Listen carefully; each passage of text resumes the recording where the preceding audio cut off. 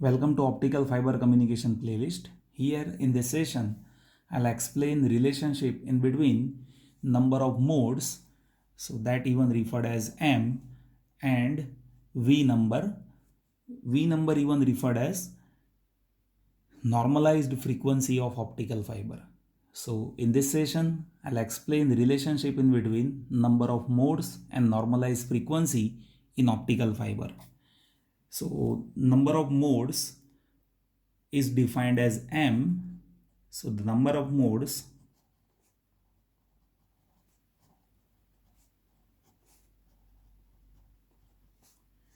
is given by capital M, and this capital M that we can calculate by 2a by lambda square into omega. Now see what is A, what is omega, and what is lambda.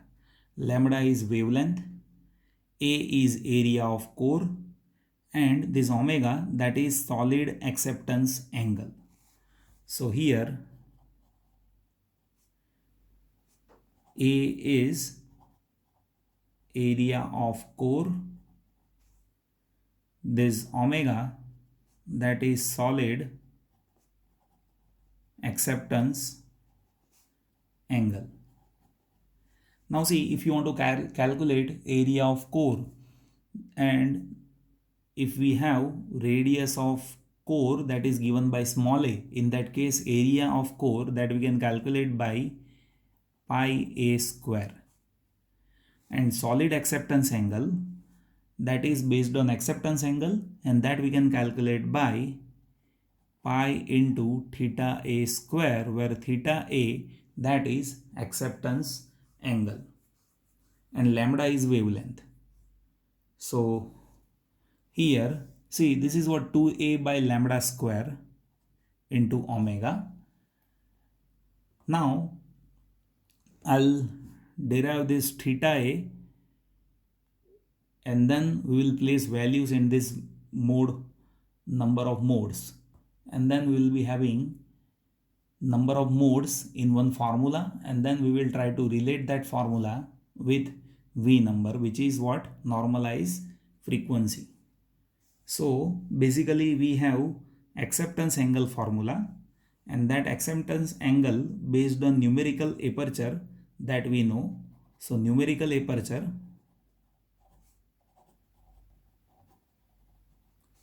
that is NA, and that is even given by square root of n1 square minus n2 square, and that is equals to sine theta a, where theta is what? Acceptance angle. And if you consider theta value very small, so for small values of theta a, we can say sine theta a, that is almost equals to theta a. So if we use this terminology over here, then we'll be having numerical aperture. So you can say this numerical aperture will be, you can say, square root of n1 square minus n2 square is equals to theta a. Now if I use this formula of theta a, area of core, in this number of modes formula, then we'll be having number of modes. So the number of modes will be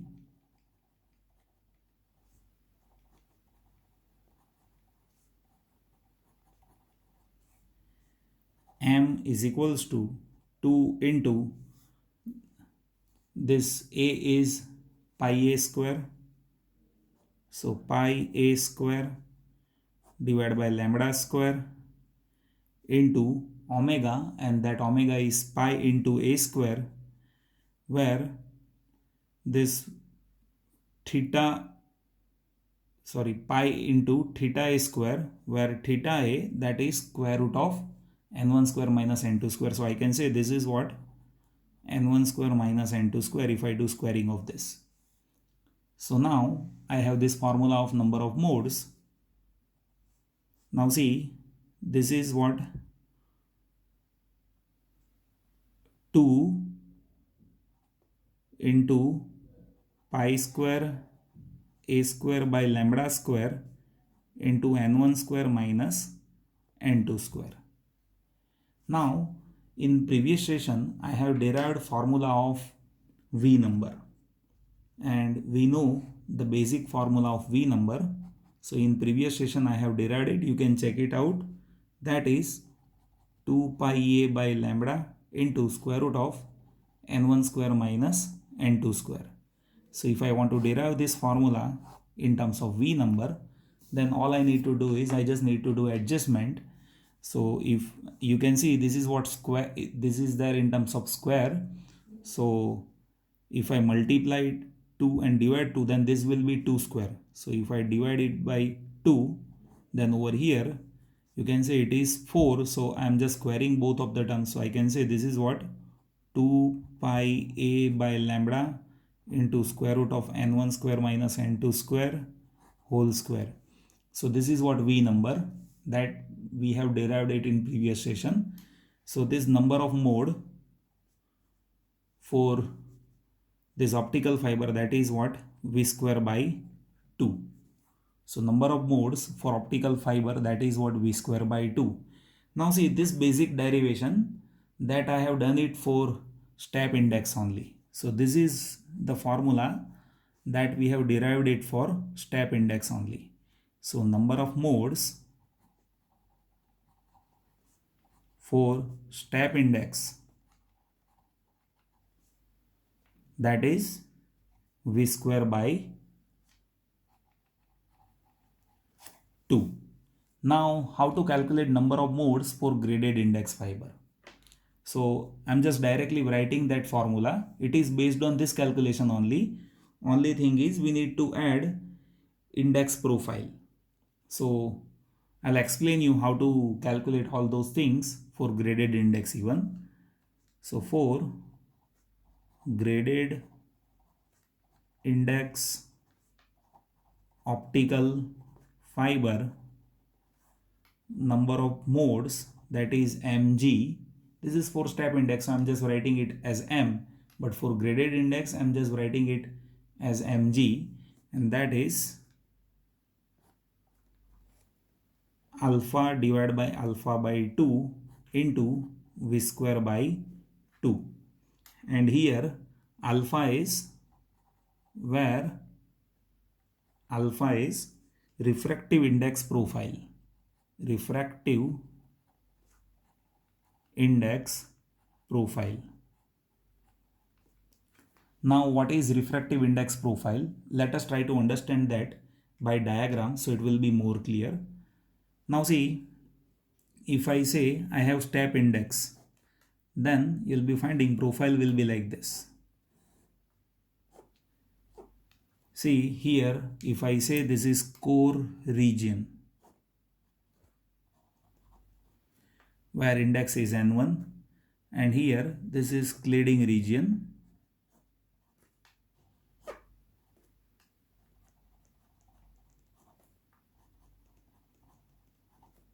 So refractive index is n2.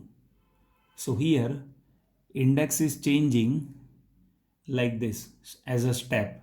So for step index, this alpha value, that will be infinite.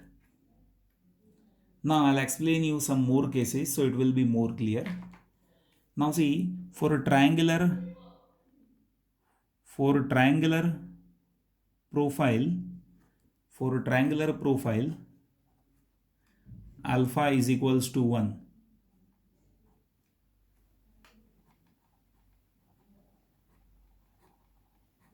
For a triangular profile, alpha is equals to 1. And if you have parabolic profile, then for parabolic profile, alpha is equals to 2 for parabola. So this refractive index profile, that changes with respect to how refractive index is changing in core region. and based on that modes are getting changed for graded index optical fiber by multiplying alpha divided by alpha plus 2 into v square by 2. For step index it is v square by 2 into alpha divided by alpha plus 2. That is what we need to do. Now if you resolve those cases for step index, so you can even verify that, like for step index you can see this m, that will be, now if I say I take alpha common from numerator and denominator, then this will be 1 divided by 1 plus 2 by alpha into v square by 2. And if I place 1 by, see alpha is infinite for step, so if you place alpha is infinite, 1 by alpha is 0, so 1 divided by 1 plus 0, that is v square by 2 only. If you check it for triangular profile, then for triangular index you can say this mg, that will be where alpha is equals to 1. So if you place 1 divided by 1 plus 2 into v square by 2, so 1 by 3 into 1 by 2, that is 1 by 6, so v square by 6. And for parabolic profile,